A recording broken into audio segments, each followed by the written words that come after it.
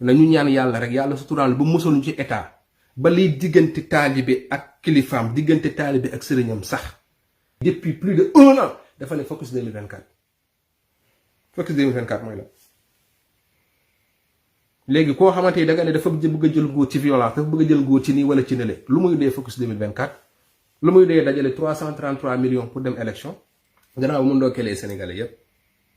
ci màggal gi ñu jëm di ñaanal ñëpp ñu dem ci jàmm ñibbisi ak jàmm di ñaan yàlla aussi mu may képp ku dem màggalu jàmm te lépp loo xam ñu ngi ko fay séntu rek ci yiw ak yërmande sutura ci yaaba yàlla defal ñu ko mooy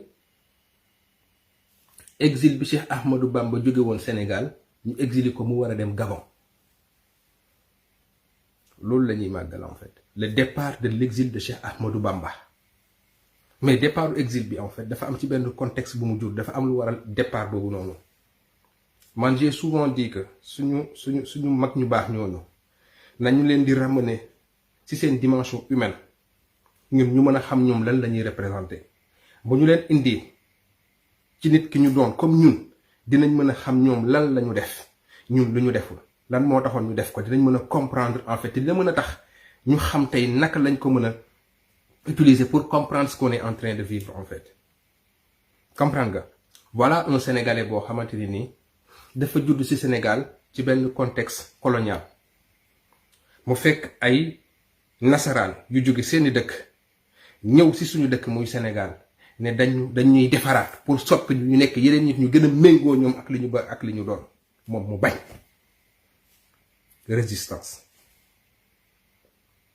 résistance parce que jamono jooju système bi fi ne woon c'était le système colonial mooy système bi Macky Sall jiite tey mu ne résistance Cheikh Ahmadou Bamba bi mu ñëwee bu doon dafay jàngale kese alxuraan bu doon dafa ñëw rek ci jàkkeek jumaa yi di jiite bu doon dafa ñëw rek di julli di woor di dem Màkka fi ay moromam nekk fa lay nekk fa mu demoon ay moromam dinañ fa dem mais yemul foofu et c'est ce qui est intéressant et sur ça man laa bëgg ñu sëgg un peu moom dafa ñëw ne dafay defar nit tàggat ay nit def ci ñoom ay valeur ba ñu am identité ba fu ñu mënti dem ci àddina ñu mën leen ràññee ba aussi dara du leen fëq c'était ça sa mission il menait une révolution en fait il fallait que nga nekk ci contexte jamono jooju pour xam ne y avait un système colonial qui est là y avait un Sénégalais qui voulait résister pour garder suñu identité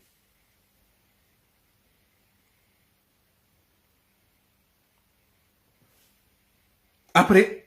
da lay indi ci li ñuy wax tarbiya bi nag dafa am benn idéologie bu ko lal bi ñu demee ba xam ne kii li nga xamante ni mi ngi xew tey xawoon na jamono jooju moo naan mi ngi jël moom ay ñoñam indi leen ci benn idéologie dund ak ñoom benn communauté boo xamante ni dinañ mën a garder seen identité dinañ mën a garder seen diine dinañ mën a garder seen sénégalité ba dara du leen faq dinañ mën a sax ñàkk a dépendre ci nasaraan si looloo indi l'informel le système parallèle l'économie parallèle bi ñëw tey ku ne xam ne Sénégal bu ñu la nee ñan ñoo yor secteur informel sa xel ci Bawol Bawol dañuy ko dem parce que dañu leen teel a tàggat ci loolu pour ñu mën a am une certaine autonomie mën a gérer seen bopp en fait loolu c'est pas que de l'islam c'est pas que de alxuraan wala xasida yu ñuy jàng en fait c'est un combat, c'est une idéologie qui a été portée. Qu'est-ce qu'ils ont fait en fait? Ils l'ont accusé de djihadiste comme nous accusé le président Ousmane Sonko de terroriste. L'histoire se répète fii dara beesu fi moo tax il est bien ñuy fàttali lii le sens du màggal war nañ jàng alxuraan war nañ jàng xasida war nañ ñaan yàlla war nañ fàttaliku mais war nañ xam aussi li waral exil bi dañu ko jiiñ jihadiste comme ni ñu jiiñee tey Mor Talla Gueye Cheikh Bara Ndiaye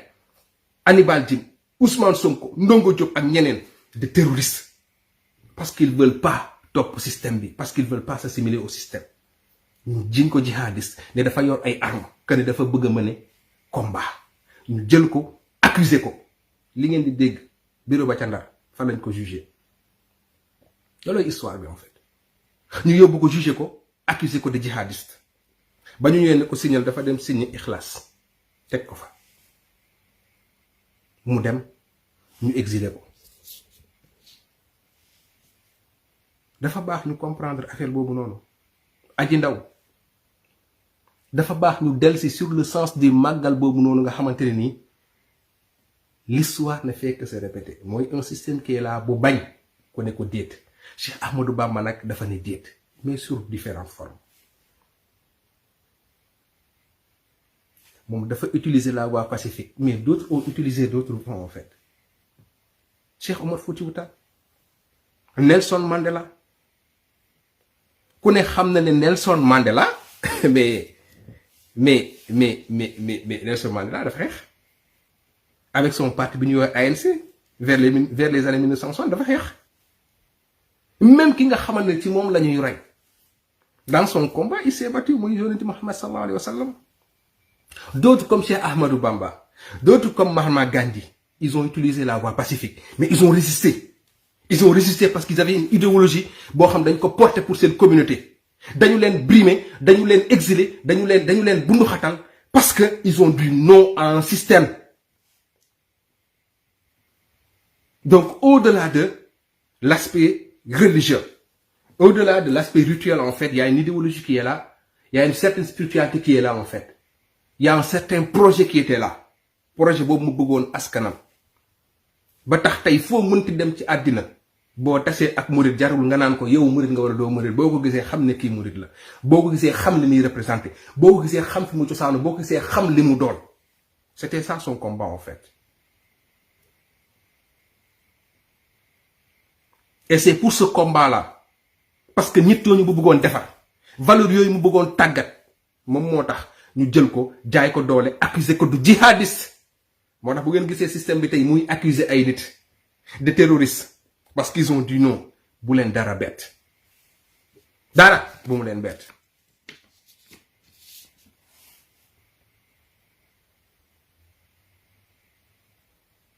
lii dañ ko war a xam lii dañ ko war a comprendre c'est pas que pour les mourides c'est pas que pour les musulmans c'est une histoire sénégalaise c'est une histoire de doomu sénégalais bu dudd Cheikh Ahmadou Bamba.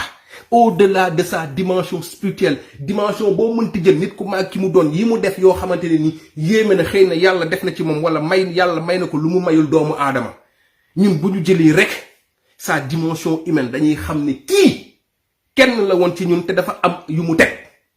li mu teg nag héritage la li mu teg jàngat la li mu teg histoire la ñu war ko approprier wu xam lan moo xew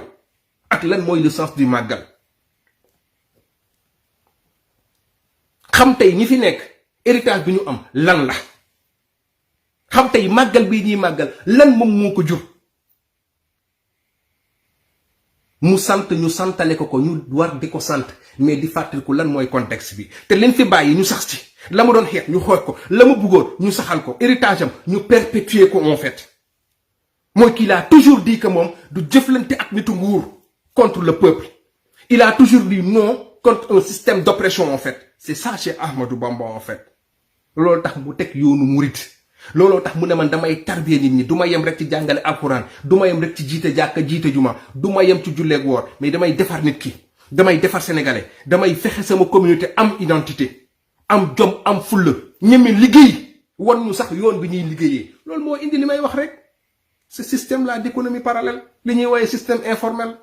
nga xam état ne fi ñu lekk état ñekk fi ñu lekk loolu la bëggoon pour système colonial bi fi nekkoon système colonial bi ne fi ay ñoom lekk ñàkk fi ne ay ñoom lekk mu jox leen les outils yi leen di permettre ñu dem di lekk. C'est ça aussi le sens du màggal mais c'est aussi le sens du sacrifice mooy nangoo jóg jàpp na ci mission nga nekk nangu ñu teg la toor nga nangu ko pour sa askan dem dund ko jàpp na yow ci mission nga nekk ci jaamu yàlla nga nekk le don de soi en fait. C'est ça non ces hommes religieux en fait gis nga bu ñu bëggee après pour suñu histoire nañuy bàyyi di ko réer ba duñu ko jot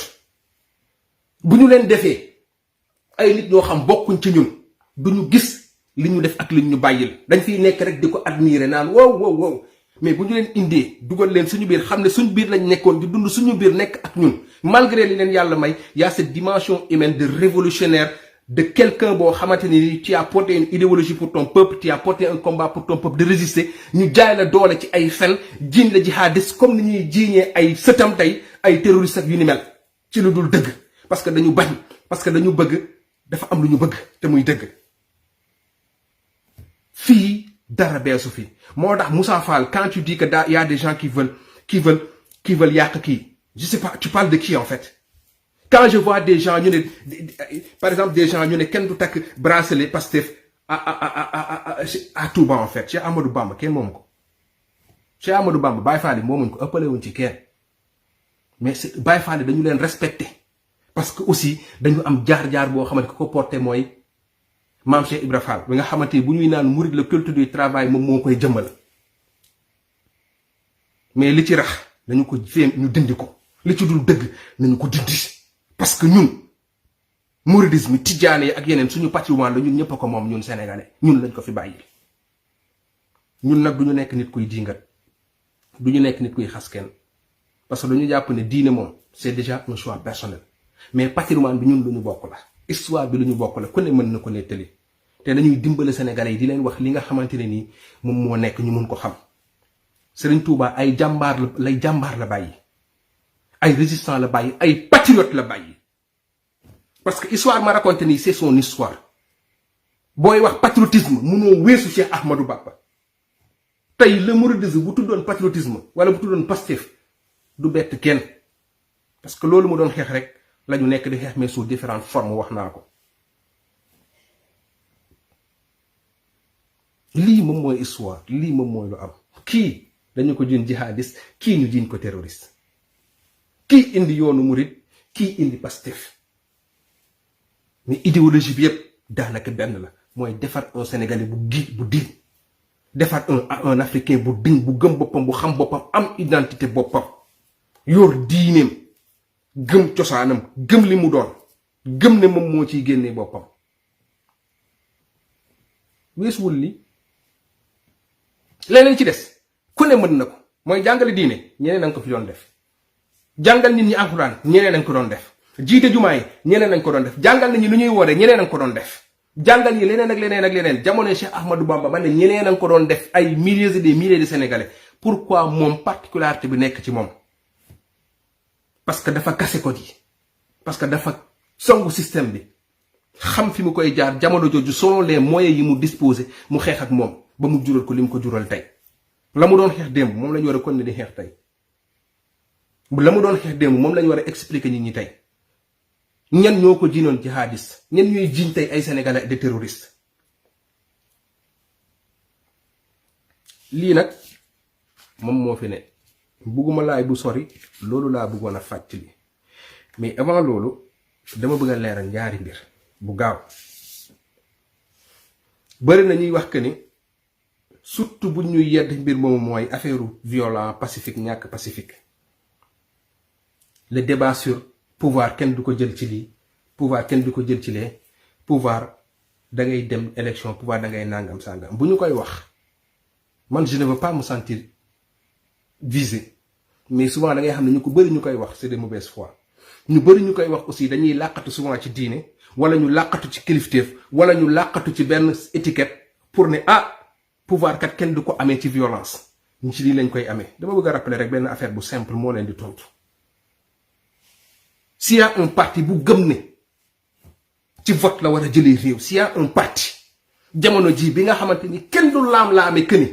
ñoom dañoo bëgg a dem élection s'il y a un parti boo am un leader boo xamante ni dañu pare ne ñoom élection lañ jëm élection lañ war a jëlee réew c'est le Pastef ban concept la patriote yi ëpp lu ñuy tudd ci réseaux sociaux seeni daje ak seeni waxtaan ban concept moo gën a siw ci les patriotes di utiliser bu passé Pastef bi ñu nekk suñu parti ak Ousmane Sonko bu nekk suñu leader Focus 2024 waaw ku la ne Focus 2024 xanaa leer na kan moo fi nekk ci idéologie kan moo fi nekk ci concept boobu noonu Pastef c'est le seul parti bi nga xamante ni depuis plus de 1 an dafa ne Focus 2024 Focus 2024 mooy la léegi koo xamante ni da nga ne dafa bëgg a jël nguur ci violence dafa bëgg a jël nguur ci nii wala ci nële lu muy dee Focus 2024 lu muy dee dajale 333 millions pour dem élection elle est où la logique dans tout ça pour vous dire que même ñun si suñu comportement suñu façon de on est tellement sincère qu'on n'a même pas besoin de leur répondre il suffit juste que ñu dem puiser ñun ci li ñu nekk Focus 2024 ça veut tout dire en fait ça veut dire que ñun dañu bëgg a dem élection 2024 ça veut dire que ñun foofu la ñu focus en fait ça veut dire que ñun élection la ñu gëm bu ñu gëmuloon élection kon ñu wuti milice kon ñu wuti leneen kon réew mi demee na leneen ñuy respecté wante te ñu bañ a naxante. La deuxième chose mooy président Ousmane Sonko bi ñuy naan son discours moom dañuy dem palais may mën a dul fan di fen naan moo ne woon xale yi xam nga dem leen palais de Macky Sall dañ koy def lii ils sont tellement de mauvaise foi. C'est pas vrai. Le président Ousmane Sonko à chaque fois qu'il a eu un discours politique envers Macky Sall ci lu jëm ci wàllu jëflanteeg moom dafa poser ay conditions. C'est parce que daf koy naan arrêtel boo yeggee fi ñu yegg lii dem leen gën déglu ko à chaque fois il utilise le conditionnel si comme ni ko ñëpp doon defee Macky Sall moo fi ne woon si Wade xaw ma lan on va déloger du palais. Si vous faites ça, attention. Si vous faites ça, attention. Si vous faites attention. Et chaque fois, on a la capacité. Mais le choix, c'est de la mauvaise foi. Beaucoup de live goudou. Le don yok live dal, bon moi gars, le sens du magal, nous mettre en corrélation avec le combat que nous sommes en train de mener. Pour dire que nous ñaan kilifa yi, muy kilifa mourid, muy kilifa tidiane. Yàlla leen yàlla gën a yokk kàttan ñu perpétuer héritage boobu noonu mais aussi ñu comprendre loo génération ak génération yi ñëw la taxoon maam yi di xeex la taxoon ñu doon daw ñu yor nguur la taxoon defuñu ni imaam yëpp doon def wala oustaz yëpp doon def wala nitu diine yëpp doon def ñu amoon benn particularité ba ràññeeku ci lu bari la tax ñu ràññeeku du rek jàng alxuraan la taxoon ñu ràññeeku c'est parce que dañu taxawal seen askan dañu sacrifier pour seen askan dañu xeex pour seen askan ni pacifiquement ni de manière violente su ma nee violent mooy xeex ñu lay noot nga xeex dafa am solo ñu dafa am solo ñu retenir loolu dafa am solo ñu xam ne ñun loolu rek lañu nekk di perpétuer ñun cette nouvelle génération moo tax mënuñu ñàkk a wekk kanu yooyu mënuñu ñàkk a wekk bànqaas yooyu en fait ak nu ko nit mënti utiliser ñun mënuñ ñàkk di leen wekk képp ku fii représente Cheikh Ahmadou Bamba mënuñu ñàkk di la wekk di la respecter li des nag ku ci nekk nga dem ak sa xel mais histoire lii la héritage boobu tey au-delà de l'aspect religieux moom la sëñ Muntaxa yàlla na fi yàgg te wér moom lay représenter tey en fait moom la keneen ak keneen di représenter ci beneen kër en fait moom la tey ngay déglu sëñ Habib Sy mu wax nga xam ne cey wax na papa ja doon waxe nga xam ne nii rek la mën a waxee mooy wax dëgg wax bu jote wax mu leer ñi xam lii rek moom moo fi nekk moo tax màggal bi suñu màggal la mënuñu ko tere màggal moo tax màggal bi suñu màggal la mënuñu ko tere màggal moo tax ñi fi téye loolu nu mënuñu ñàgg di leen wekk mënuñu ñàkk di fier ci Cheikh Ahmadou Bamba li mu réalisé mënuloo nekk patriote te doo fier ci waaje li mu xeex ba bàyyi ñu ko fi après héritage boobu noonu na ko diw di ko interpréter di ko utiliser wala di ko toppatoowee dindiwul dara la mu doon mooy que dañ ko jiiñ jihadiste exilé ko jaay ko doole parce que dafa doon xeexal askanam parce que dafa doon résister. C'est ça l'histoire en fait. Chacun peut en faire ce qu'il veut en fait, mais ça c'est ça la vérité, c'est ça la réalité en fait. Moi nous avons le devoir de préserver cela. Nous devons le devoir de perpétuer et nous avons le devoir de respecter cela en fait. Et respecter cela commence par respecter li mu fi bàyyi mais li mu fi bàyyi ñi ko war a njëkk a respecter mooy ñi nga xamante ñoom ñoo ko téye moo tax dañuy gën a rek ñaan suñu kilifa yu yàgg fi lool te wër mais yàlla gën a yokk seen taxawaay di leen dimbale saa su ne ñuy taxawaayu Cheikh Ahmadou Bamba di taxaw fi peuple bi ne moo tax dañu leen di ñaanal gudd fan dañu leen di ñaanal wér comprendre nga dañu leen di ñaanal aussi yàlla musal leen ci seytaane musal leen ci nguur aussi comprendre nga di leen ñaanal aussi ñu yàgg fi nekkal askan bi te taxaw fi askan bi taxaw te ñaan askan bi aussi ñu xam rek ni ñuy war di taxawee par rapport ak ñoom comprendre nga te lépp de part et d'autre muy lalu ci dëgg c'est très important muy lalu ci dëgg. Sur ce, nous encore une fois souhaiter un très bon magal à tous les Sénégalais, un très bon magal à tous les mourides en fait. Le mouridisme c'est une richesse inestimable en fait. Mouridisme rek développé dans le Sénégal. Et je parle du mourid, je pouvais parler d'autres tarifs, je pouvais parler de Imam Cheikh Souleymane Baal, je pouvais parler d'autres en fait, mais tel contexte bi lolu la laaj. ku gis Touba ca kanam ni muy taxawee ak ni muy doxalee rek nga xam ne wallahi bés bu ñu approprié woo suñu héritage bi ñu fi Cheikh Ahmadou Bamba bàyyi rek ñeneen bàyyam ñu fi ñu moytu saay-saayu état ñu moytu ñu mel ni Macky Sall yenn kilifa yi aussi moytu di jëflanteeg ñoom bay def yu defuwul léegi lépp leer. Sénégal yi nag yeewu nañ état bi xam na ko kilifa yi xam nañ ko nañu ñaan yàlla rek ba fi ñu jëm état du tax kilifa ñàkk ay taalibeem surtout la gën ci ay taalibeem nañu ñaan yàlla rek yàlla suturaal ba mosaluñ ci état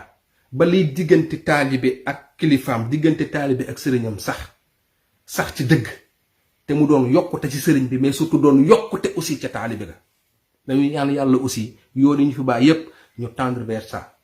doon yokkute ci sëriñ bi nekk yokkute ca taalibe ga yokkute ci yàlla yokkute ci àddina loolu rek moom mooy relation bi di leneen en fait gars yi maa ngi leen di ziar bu baax di leen gërëm di leen sant di leen souhaiter